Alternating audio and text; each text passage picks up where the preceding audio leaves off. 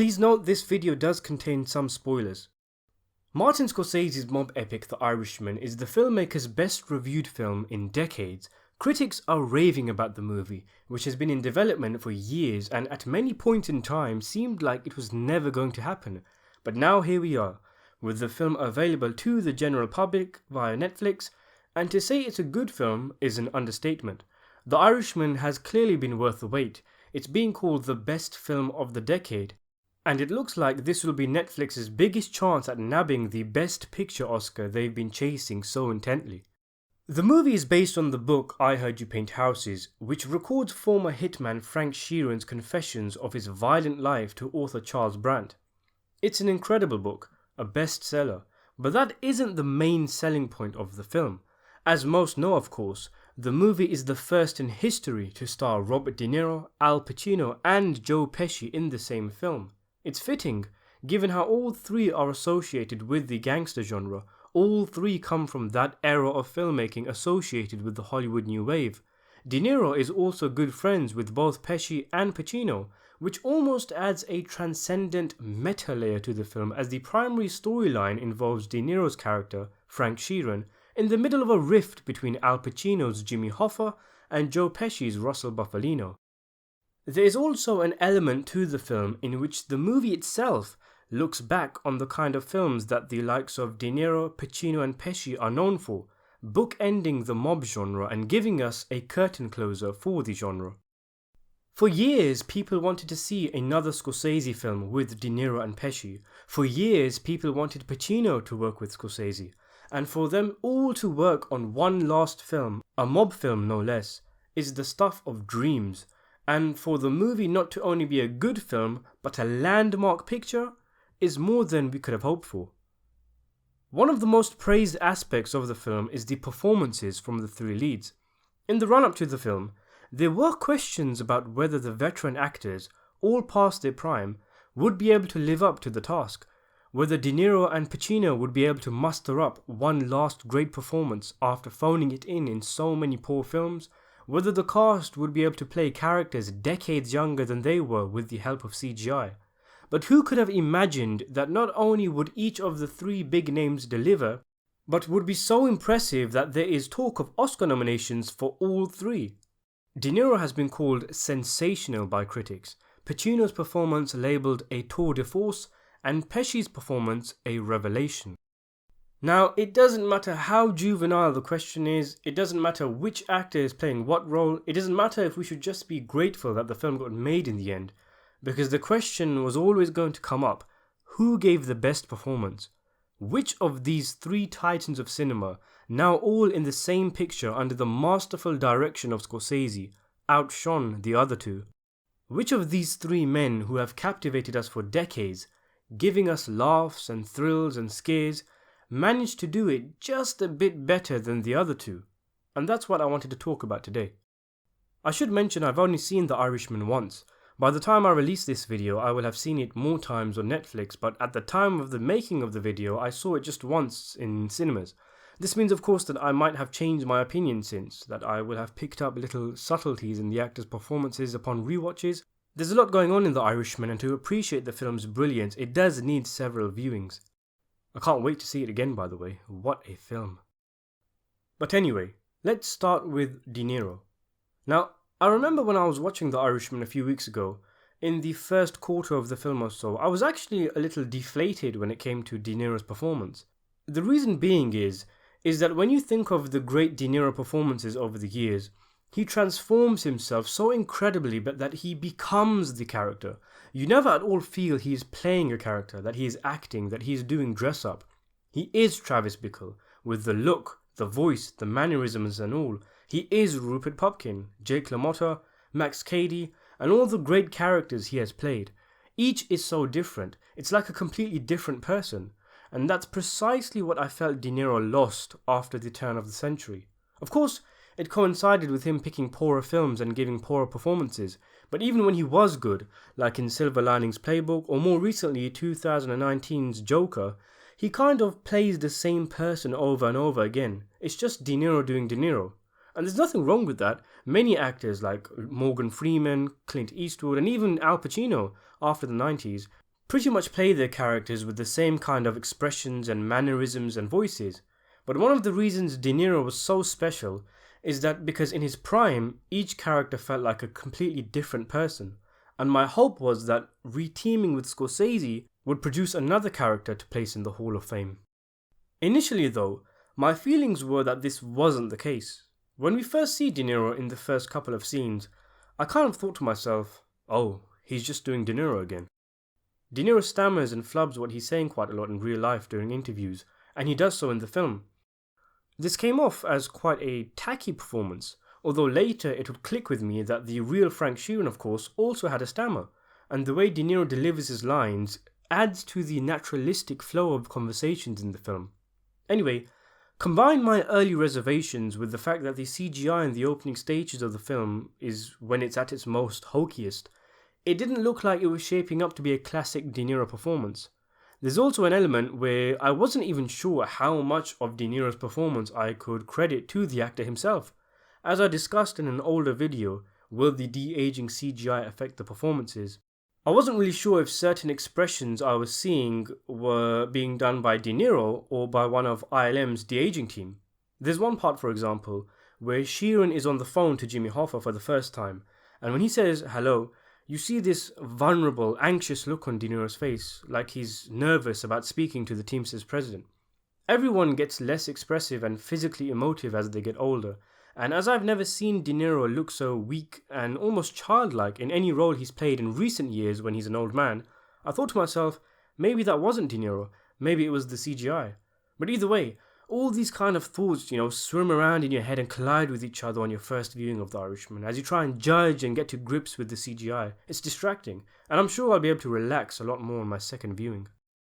But anyway, fast forward 3.5 hours, and honestly, I actually left the theatre and I was thinking to myself that The Irishman not only contains a good De Niro performance, but the character of Frank Sheeran is right up there with his all-time great characters. It's quite bizarre really, it's almost hypnotical. De Niro's performance is one that creeps up on you. It's never front and centre during the film. It's very subdued and subtle despite him being the main character. And De Niro is overshadowed by the likes of Al Pacino, electric and energized, and Joe Pesci, who has a kind of powerful aura about him. De Niro's character is our pivot into this huge expansive story. He's our Henry Hill. And we tend to forget him when we're getting caught up in, for example, the likes of Hoffa's trial battles. But honestly, at least for me, after you've let the film digest, after you've taken in as much as you can, it's the performance of De Niro that you remember more than any other actors. And I suppose that's kind of the point. What with most of the film's characters dying off or distancing themselves from Sheeran, the story might not be predominantly about him, but it's his story you end up reflecting on the most, especially after the film's last half hour or so.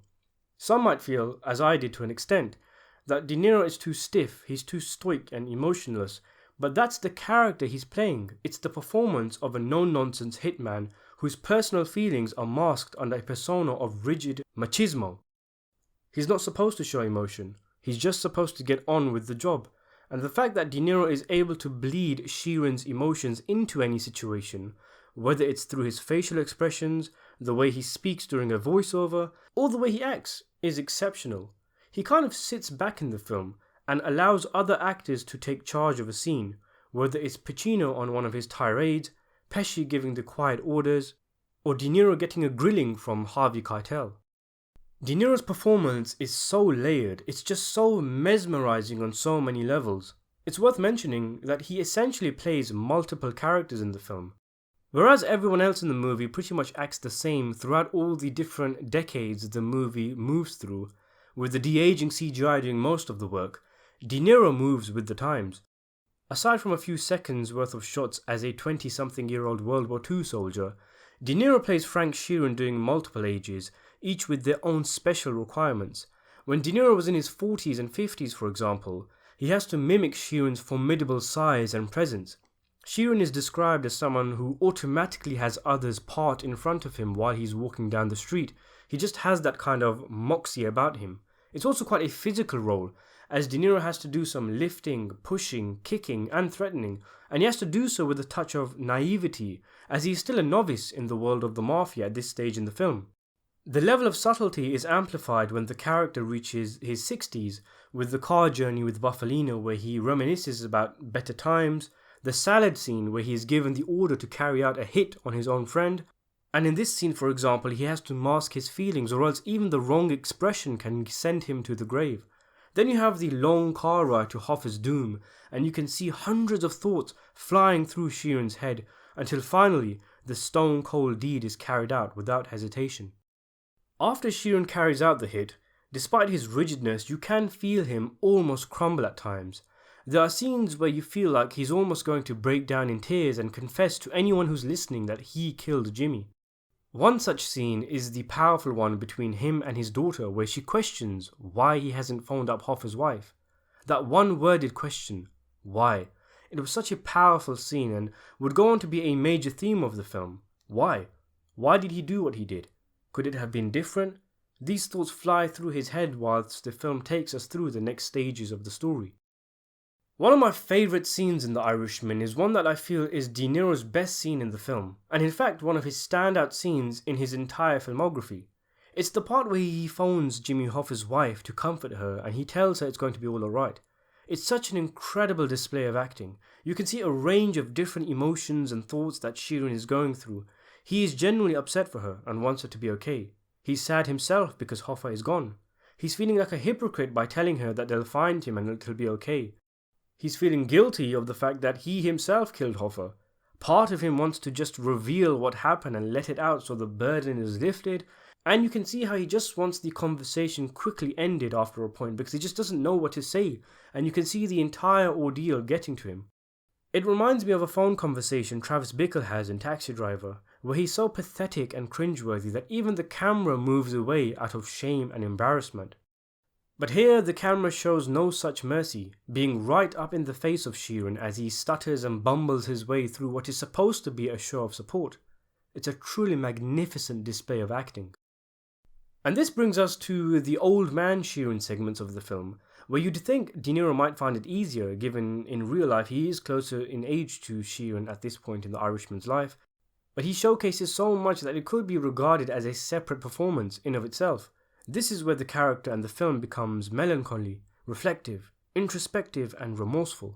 One thing I found quite interesting was that the movie version of Sheeran is still a lot harder than the version in the original script I read, written in 2007 by Stephen Zillane. Though a lot of it is still the same as the final film, there are some key differences, such as there being a scene during Sheeran's old age where he is probed and prodded but remains firm in his indifference to the numerous murders he's carried out. He eventually breaks down when he's questioned about Hoffa and the fact that he knew Hoffa's family. This scene is described as being a recorded video footage, and De Niro looks up right at the camera, pain in his face, and he says, "What kind of man does what I did to a friend?" It's when the film finally gets Sheeran. It's when he's finally nicked, he's finally cracked in terms of his emotions, and the facade is over, the veil is lifted, and we see that after all of what we've witnessed, what this man has done, we're left with an old man who can't get over the fact that he killed his good friend. Interestingly, this moment never comes in the film, but it comes close in a part where a priest questions Sheeran's lack of empathy towards his victims' families, as he doesn't know them. Sheeran blurts out about there being one man whose family he did know, but he stops himself before continuing and the conversation moves on. It's interesting that the film chose for Sheeran to retain his dignity, for the lack of a better word, that not even the priest was given all the information, and the fine details were left with Sheeran alone and his facing of God Almighty. And this weight, this heaviness in the heart of Sheeran is evident in De Niro's superb portrayal of the hitman. He plays a stern father, a cold killer, a hollow old man, a warm friend, and a man burdened with a heavy weight thinking about what will come after death. It's a huge undertaking, and yet he pulls it off magnificently, and it's through him that the film's storylines and arcs weave and interchange. It's a performance whose level of brilliance cannot be comprehended without rewatches and reflection. And it's truly one of the standouts in De Niro's filmography. And then you have Al Pacino as Jimmy Hoffa. Pacino's performance is best described as a classic Pacino performance. It's vintage Pacino. And the almost 80-year-old senior citizen somehow finds some energy within himself to play the larger-than-life and in-your-face Jimmy Hoffa with such colour, dynamism and vitality that you completely forget how old Pacino really is. Pacino provides so much of the film's profanity and humour. It's described as a tour de force, and it really is. He is the centre of attention in the film. He takes it by the throat and never lets go until his final moments in the film. In fact, the film is a little dull and meandering until he shows up and breathes life into the picture. He gives us some classic Pacino shouting matches and verbal smackdowns, and his sparring with the likes of Pesci in what is my favourite scene in the film during Frank Sheeran Appreciation Night shows that it wasn't just a case of Al Pacino chewing the scenery, but there was genuine depth to his performance. Pacino showcased Hoffa's drive perfectly. His display of brash ego and fearlessness pulls everything in around him, and the entire film starts revolving around him. Pacino plays a charismatic superhero driven by belief in himself. There's an energy to Al Pacino that we haven't seen since the 90s. His performance is actually quite shocking. He really does show up, and you scratch your head thinking, where is all this energy coming from this old man? His transformation to Hoffa is remarkable. You sit there nodding in agreement as Hoffa declares that America stops when the Teamsters stop. You really feel his sense of ownership of the union when he comes out of prison and tries to take it back. It's my union, he keeps repeating. And you really do get a sense that he thinks he's untouchable, laughing off to Sheeran that the mob wouldn't dare to whack him, going right up to Buffalino's face, a man who you never argue with, and saying, nobody threatens Jimmy Hoffa. It goes without saying, because it's the same for all three actors, but you forget that you're watching Al Pacino deliver lines on a film stage and just become transfixed by his James Hoffa. For a character with such bravado, it is quite alarming just how much sensitivity Pacino can pour into the role. With the big Teamsters rally speeches, the arguments and the shouting, as good as they are, and as good as Pacino is, we know already he can do that without breaking a sweat. The only question was whether his age would allow it, and as stated, you would never guess that Pacino was almost 80. But what's surprising is the warmth that comes from him in some of the quieter scenes, like when he's alone with Frank in his pajamas, or the really sweet scene where he shares ice cream with Peggy Sheeran.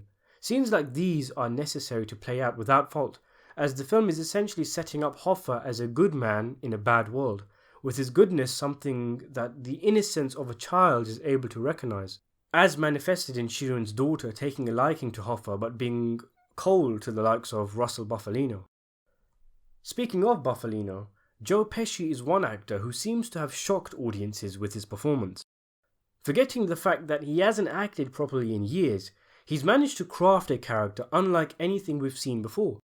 Given what I knew of the project before the film came out, I knew Pesci was going to surprise people, because unlike his previous Scorsese movies, hardly any curse words are attributed to his character, in spite of him being arguably the most powerful mobster in Scorsese's entire filmography.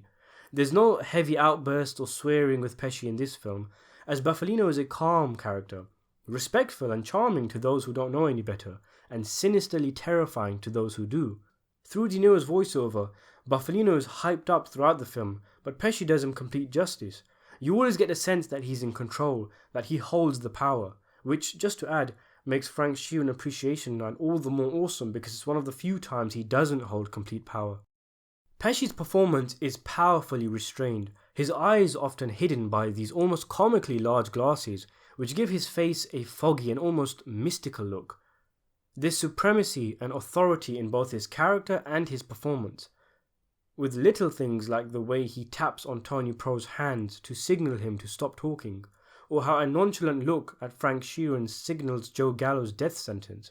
Much like how Pesci's most famous scene, the funny house segment of Goodfellas, in this film he is able to change demeanours like the flicking of a switch. In one scene, you have him pouring Sheeran cornflakes like an old friend, like a father figure even, referring to him as a kid despite the man being in his 60s, and only minutes later he orders his friend to kill Hoffa without directly saying it, which just makes it all the more menacing. And the sternness in his voice when he says, "Don't call him," can make you shit your pants. All of a sudden, the father-son relationship has been flipped into an employer-employee relationship. You get an aura from Pesci in The Irishman, a feeling and measure of power that doesn't need to be flaunted to be proven. As wild as Pacino is how subdued Pesci is, and yet he's more terrifying than Tommy DeVito even. This guy isn't part of the mafia. He isn't working for the mafia. You feel like he is the mafia. He's the representation of the life itself. To such an extent, you feel like this guy could kill an entire family and sleep like a baby the very same night. In fact, there's a scene in the movie where he comes home to his wife late at night where he probably did just that. And let's not forget, Pesci goes through a transformation of his own too. Seeing this powerful figure become a crumpled, disabled, wheelchair-bound elderly man in the space of a few scenes is almost pitiful and highlights the fact that old age will get us all, no matter how powerful we are, and that's if we're lucky to make it to old age.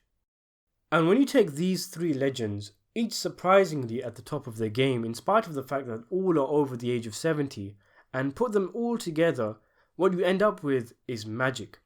Pure movie magic. Just watching them weave and dance around each other, it's just a dream come true. The Irishman is always at its best when it's focused on these three men.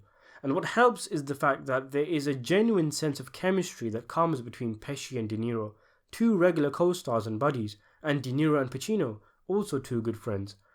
And with Pacino and Pesci never having starred in a film together, and with their characters being in contact over years over the phone but really in person, it makes their souls seen together have a sense of distance about it, a feeling of burnt relationships and severed ties.